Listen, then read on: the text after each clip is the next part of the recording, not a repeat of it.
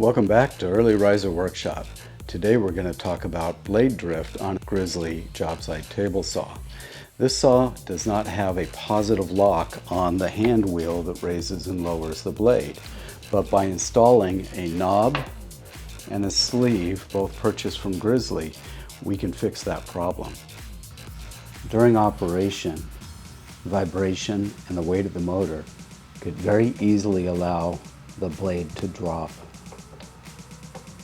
Using a 1/2-inch socket wrench, we're going to remove the wheel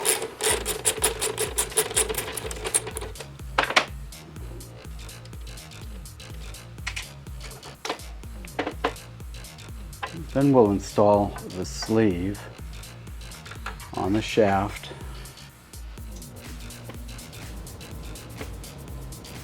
all the way in against the plate.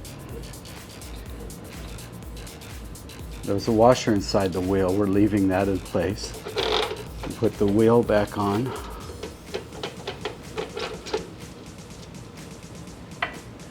And then we'll install the knob.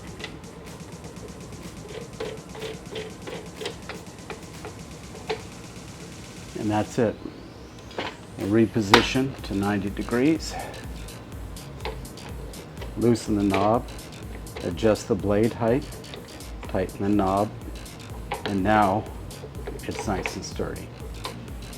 Well, that simple fix will bring more accuracy to an already excellent quality table saw.